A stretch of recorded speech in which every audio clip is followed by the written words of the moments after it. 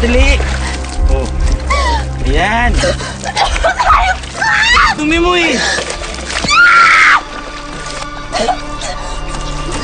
Para bumungo ka naman. Ganda-ganda mo pa naman, oh. Maligo ka muna.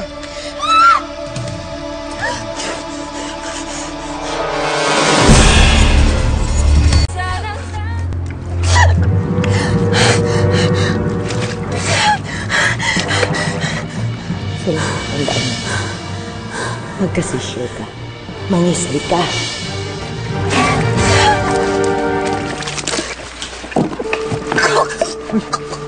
Ano na yung Albert? Bugsok! Kasi yung nanay nito! Basta sa loob! Boss, ano nangyari?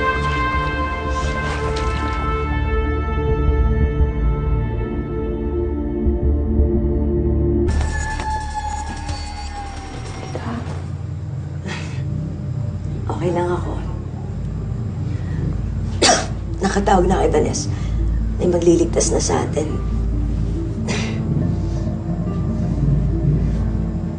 Ikaw, okay ka lang ba, Celine? Hindi ka nila sinaktan? Hindi ka niya ginalaw? Ginawa ko yung sinabi mo, tita. Sabi ko sa'yo, tatalab yun eh.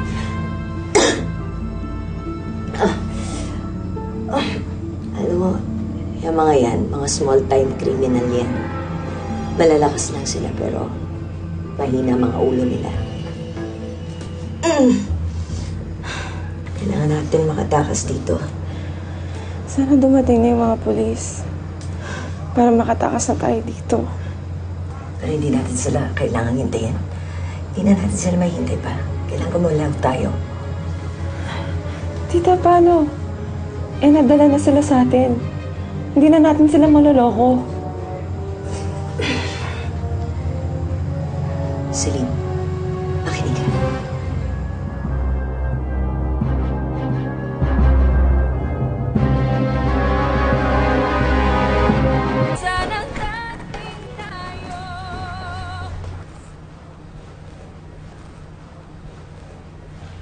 Pwede po ba kami humingi ng tubig?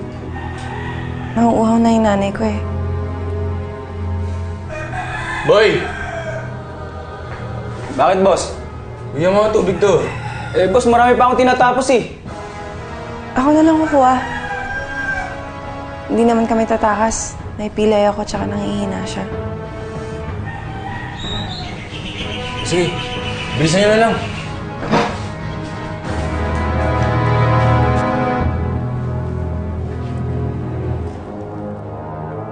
Yung sasakyan nila dyan sa labas, itakas natin. Di ba marunong ka mag-drive?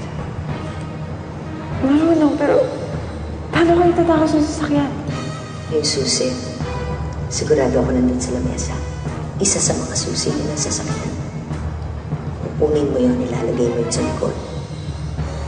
Tapos ako na lang ang gagawa ng paraan para makasama ka.